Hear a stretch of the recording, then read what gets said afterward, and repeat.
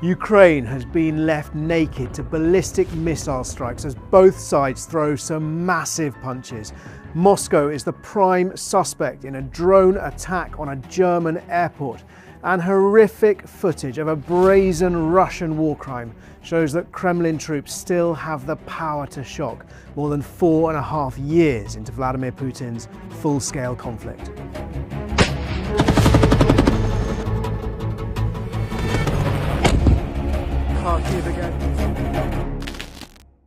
My name is Jerome Starkey. I'm the defence editor at The Sun newspaper, and this is Frontline, your weekly roundup of the most important news from the war in Ukraine. It's been a bruising week for Ukraine. I was in Kyiv just a few days ago. There have been some massive strikes, but we're going to start with the good news from Ukraine's point of view. They continue their spectacular campaign of long-range strikes. There have been at least 3 successful hits on Russian oil refineries, 5 on Russian wild berries logistics plants, and 1 strike on a strategic airfield home to Russian nuclear-capable bombers. Let's start with those strikes on the oil refineries. Overnight, on the 1st to the 2nd of August, the refinery, the Rosneft refinery in Saratov, some 400 miles inside Russian territory, was struck. That has a capacity to refine 4.8 million tons of crude oil per year. Then on the 5th and the 6th, and those nights, 2 consecutive nights, the Slavneft Yanos refinery in Yaroslavl, that's about 500 miles inside Russian territory, that was struck. Much bigger refinery, that can refine about 15 million tons of crude oil per year. And then on that second night, the 5th, the night of the 5th into the 6th, a smaller plant in Bashneft, the Bashneft plant in Ufa, that's in Bakhurtistan, was hit. But that's staggering. That's over 850 miles inside Russian territory. This, as those of you who watch this regularly will know, is part of Ukraine's campaign to degrade the Kremlin's coffers, the war chest, the income, the money that Vladimir Putin needs to fuel his bloodbath conflict in Ukraine. The same night as one of those oil strikes, we also saw a hit on the Engels 2 airbase. That's also in Saratov. That is a base which is home to Russia's long-range nuclear-capable bombers, but these bombers are also routinely used in this conflict to launch devastating conventional weapons at Ukraine. The 2 types of aircraft primarily are the Tu-160 jets, Tupolev 160. They are jet-powered, they have swept-back wings, long-range bombers, and then the iconic Tupolev Tu-95s. They have 4 turboprops, long-range bombers, which are the same sort of aircraft we often see flying out of northern Russia and buzzing the sort of NATO airspace or NATO area of responsibility north of Norway and the United Kingdom. And the wild berries plants. This has been the focus of the last few weeks, and a real sort of change of direction. Spectacular footage of these large logistics warehouses going up in flames. To remind you, wild berries is often described as Russia's answer to Amazon. Over the course of the last week, we've seen strikes in Samara, St. Petersburg, Moscow, Alexei and Yekaterinburg. Yekaterinburg, 1,000 miles from the closest Ukrainian-held territory, and that brings to more than 20, and possibly as many as 22, but not all the strikes are totally confirmed, more than 20 strikes on wild berries sites. Why is Ukraine doing this? Well, there are 3 reasons. Primarily, President Zelensky has said that these sites are dual use. They are supporting the Russian war effort by supplying Russian forces with military equipment. And we've looked into that ourselves. We've seen drone components, drone parts for sale. We've seen comments from Russian soldiers explaining how those parts have been used in what the Russians call a special military operation, the war in Ukraine. Second reason, I think, for these strikes, it brings the war home to Russia. Not only can ordinary Russians not ignore these vast plumes of black smoke, because these wild berries warehouses really burn, but it affects the sort of affluent middle class. It limits their ability, their convenient shopping, the online shopping, home deliveries, as so many of us have become used to from Amazon. That's being disrupted. But it also doesn't just hit wild berries itself, a massive $9 billion corporation. It hits all of those sort of entrepreneurs, small sellers, smaller businesses who sell their wares through the Wild Berries platforms. And so that means there's going to be a lot of unhappy and influential people. Influential, we'd imagine, to be the oligarchy, the super rich, but also those entrepreneurs, those smaller businesses across Russia. And it pushes Moscow one step closer to an economic precipice as Ukraine continues its campaign, as I said at the beginning, against the Kremlin's war chest.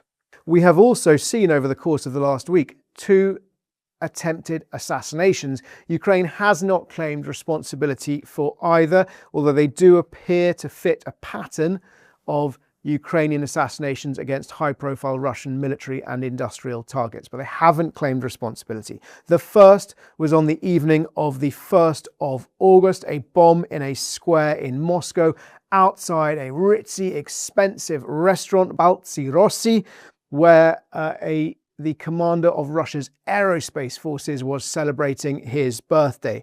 Russian officials say 5 people were killed, more than 20 were injured, although Alexander Chaiko, the most senior general in the room, we understand, survived unscathed. However, another Russian general, Major General Valery Plokhtonyuk, deputy commander of the 49th Army, was, we understand, killed and has been buried.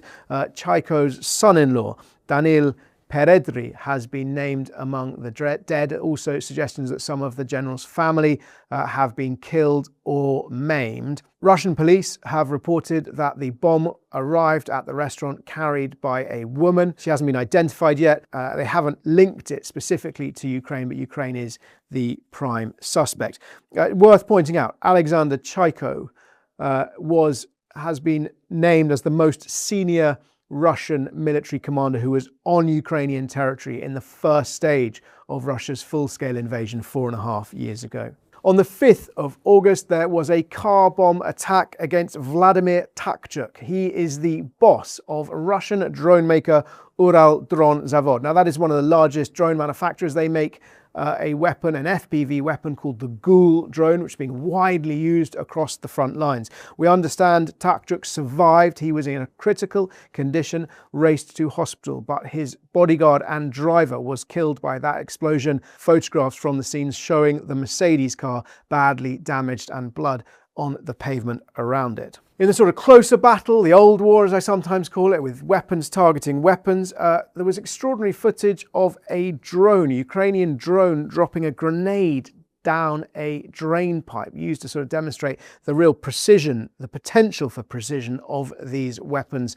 It appeared to be possibly a chimney, I should say, rather than a drain pipe, possibly bringing in air into a bunker underground. A drone hovering right over it and dropping a grenade down that pipe. And also footage from Ukraine of a Russian fuel convoy being hit on the road into Crimea. And that's a reminder of the ongoing campaign that we haven't talked about so much recently, but it goes on to choke off Crimea, to starve the occupied peninsula of logistics. That was the objective of the summer counteroffensive way back in 2023, was to cut that land bridge. Ukraine wasn't able to do it by seizing territory, but increasingly they're able to apply pressure on those same routes with what they call the mid-range strike drones. Let's get on to Russia's response. It has been devastating. This week, there were 1,066 missiles and drones fired at targets across Ukraine. That isn't an unusually high number, but the strikes have been, I think, unusually devastating, and that's possibly because of the high ratio of ballistic and, in some cases, hypersonic missiles in the mix, because those are the weapons that Ukraine finds most difficult to intercept. As I said, I was in Kyiv, and I arrived in Kyiv on Wednesday morning after a massive overnight strike that left 17 people dead and at least 44 injured. And President Zelensky saying that none of the ballistic missiles fired in that blitz were shot down. And that's why I was saying at the beginning about how Ukraine has been left naked to ballistic missiles. Zelensky's made it very clear they have not got enough Patriot interceptors. Those are their most advanced air defense missiles that can hit the ballistic weapons. Ballistic weapons, ballistic missiles are much faster than cruise missiles. They're much faster than jet or propeller-powered drones, so they're much harder to intercept. So they need those most advanced systems. Then on the night of Thursday into Friday, there were 9 people killed, at least 89 injured in another wave of missile and drone attacks. It seems a lot of that was focused on Dnipro in central Ukraine. It's possible that Russia may be, instead of hitting targets all over the country all at the time, focusing these strikes every night between about 120 and 180 missiles and drones, but focusing them on individual regions to try and overwhelm that area's air defences. To put this in context, throughout the course of July, Ukraine's Ministry of Defence said there were 195 ballistic missiles fired by Russia, of which they were able to shoot down 29, just 29 out of 195. That's how hard it is. That's why they need more weapons. Ukraine hasn't said it's totally out of these weapons. We can only imagine that they are marshalling them to protect perhaps some of their most precious targets. But President Zelensky has said that the #1 challenge for Ukraine is ballistic missiles, and he's also signalled a change of tactics, that destroying Russia's ballistic missile launching capability is going to be his #1 target, Ukraine's #1 target. And Russia should take heed of that, because when Ukraine has shifted its focus, for example, from the close fight to the deep fight, from oil refineries to logistics, to medium-range logistics, for example, across that land bridge to Crimea, they have done so with remarkable speed and remarkable effect. Zelensky's appealed to his allies for more Patriot batteries. And specifically, of course, he's asked President Donald Trump, and Trump said he was going to let Ukraine manufacture Patriot missiles under license. Trump's gone wobbly on that. He's chickened out, he's backed down, however when you look at it. And when he was asked about it just recently, his response was, we need missiles. America needs missiles. And that's true. Of course, America needs some of its own missiles. But the reason that need has become so acute is because Donald Trump has absolutely burned through American stocks in his war on Iran, both attack weapons that he's used to strike Iran and the Patriot stocks, which he's had to deploy to the Gulf to defend US interests and US allies. What that means for Ukraine is that it's going to have to look elsewhere. There are 15 nations other than the United States that use Patriot missile defences. They're Germany, Greece, Israel, Japan, South Korea, Kuwait, the Netherlands, Poland, Qatar, Romania, Saudi Arabia, Spain, Sweden, Taiwan, and the United Arab Emirates. Now, some of these are going to be feeling that their stocks are very, very low, but others might be open to send more to Ukraine. And when I was in Kyiv with Wes Streeting this week, the UK's new Defence Secretary, he made very clear that where the UK hasn't got the weapons that Ukraine needs, and Patriots are a fine example of that, the UK does not have ground-based ballistic air defence weapons. He said where the UK hasn't got those systems, he'll be getting on the phone. And that's affected what the Ukraine Contact Group, that's the group of nations coming together to work out how best to support Ukraine. He said he'll be using that to try and persuade other allies to hand over some of their Patriot missiles. Now, according to the Oryx blog, which tracks weapons given to Ukraine, it's been Germany, the Netherlands and Romania which have supplied Ukraine with around 6 Patriot batteries and supporting missiles. But those countries, that has been financed by a wider group of allies who've sort of repaid or replenished some of those stocks for those countries. Quick look at what Russia has been hitting. We know they've been targeting or trying to target industrial sites, power and heating plants to try and break Ukraine or break the will of civilians, freeze them out in the coming winter, power stations for the same reasons, and logistics. After these most recent strikes, there were reports of warehouses on fire in Brovary, in Velik Demerka, Kivitnevsk, I think I'm saying that correct, and Peremocha. Over the course of this year, there have been dozens of Nova Poshta sites here. That's the Ukrainian postal services, big sorting warehouses. Their largest sorting house was hit in Kyiv earlier this summer. And epicenter, that shop I mentioned last week, kind of usually in large commercial parks on the edges of cities, which is a sort of DIY come clothing, camping and outdoor gear store. They've had 13 sites hit and damaged across Ukraine. Russia's also hit this week a bridge in Odessa, a bridge in Sloviansk, an industrial park in Kharkiv, a port in Mykolaiv and Chornomorsk, warehouses on fire in Pavlograd. So they are trying to target what may be legitimate military targets. We can't see, we can't fool ourselves that Russia is all the time hitting civilian targets. But when I was in Kyiv this week, for example, I saw an enormous block of flats that had been totally destroyed because it was adjacent to a military base. And Russia has waged this war of choice and absolutely must be held accountable for those strikes which kill civilians, damage civilian homes. What might have been called collateral damage. That's collateral because of a decision to wage an unnecessary war of Vladimir Putin's. Ukraine has also claimed that a North Korean missile battery or missile forces are deploying to Western Russia with around 120 ballistic missiles and 6 launchers. So given what we've said earlier about the difficulty Ukraine is having shooting down ballistic missiles, that is worth watching and of serious concern to Ukraine. In the close battle, Russia continues to grind on. One open source conflict tracker suggesting that Russia captured around 270 square kilometers over the course of July, a significant increase on June.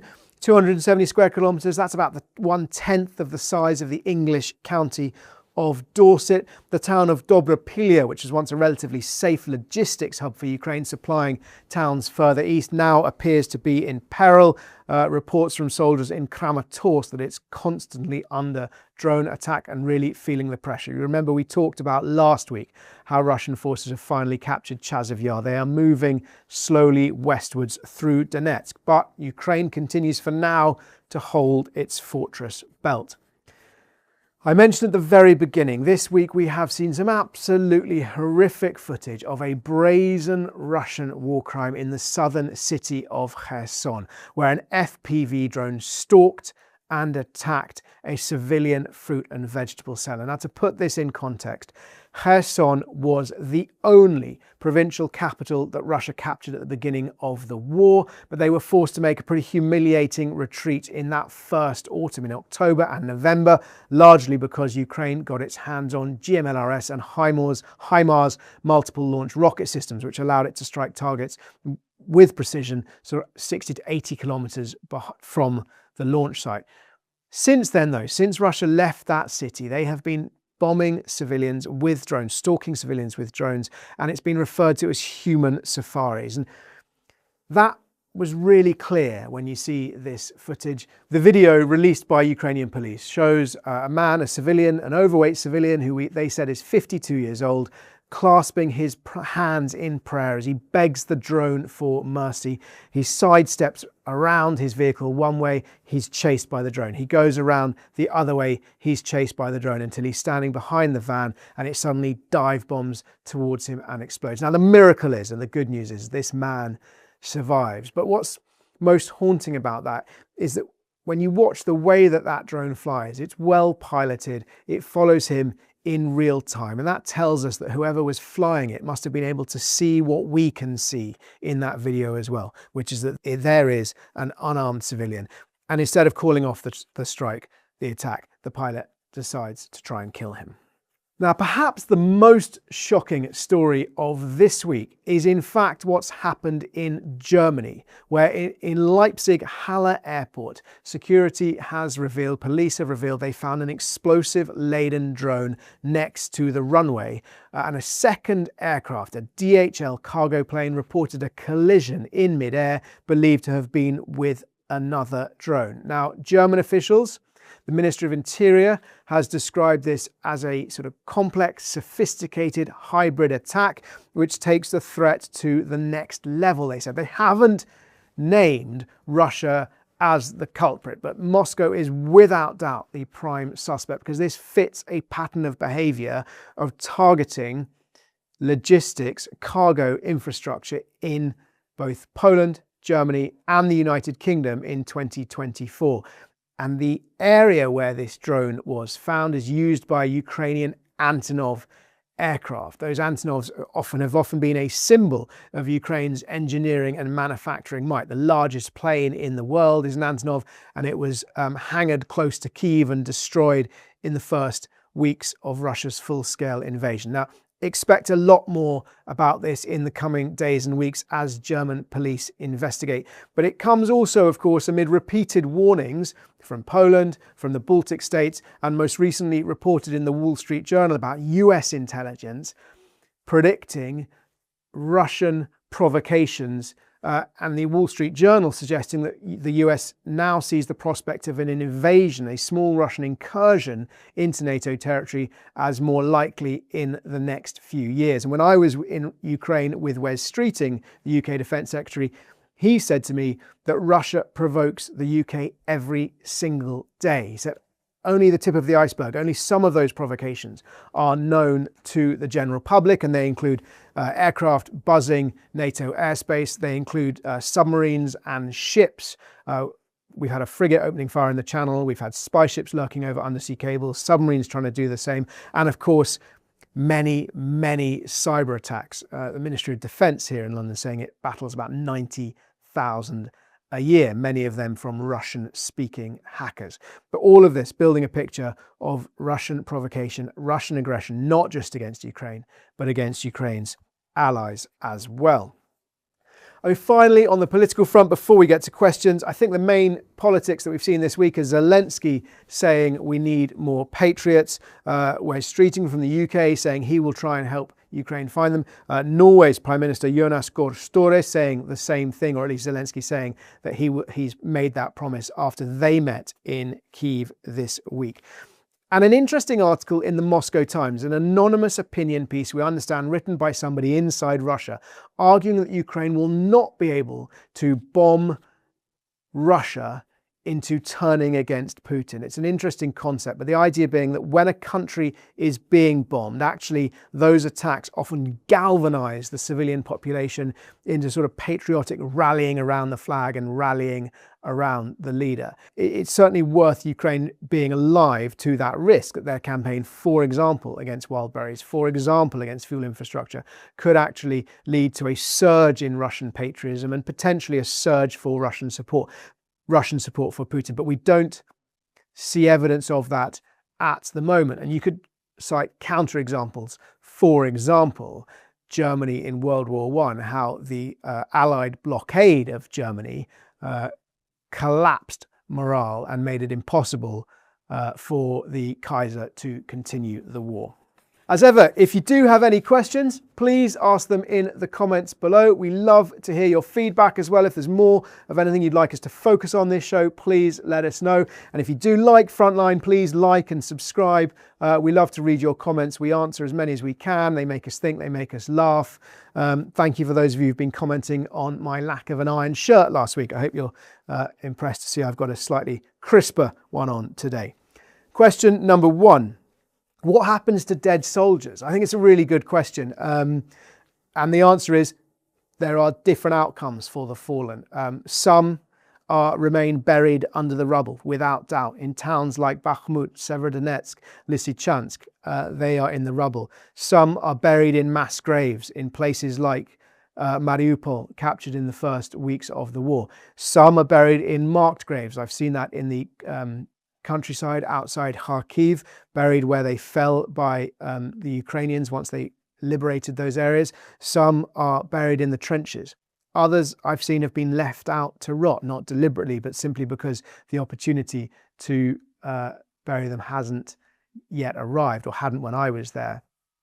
But in a slight sort of more positive outcome, the exchange of dead bodies is one of the few areas where Russia and Ukraine are managing to maintain some level of cooperation. So just a few weeks ago, there was an exchange of about 530 bodies. Last year, one of the biggest exchanges, nearly 1,000 bodies. So different outcomes for the fallen.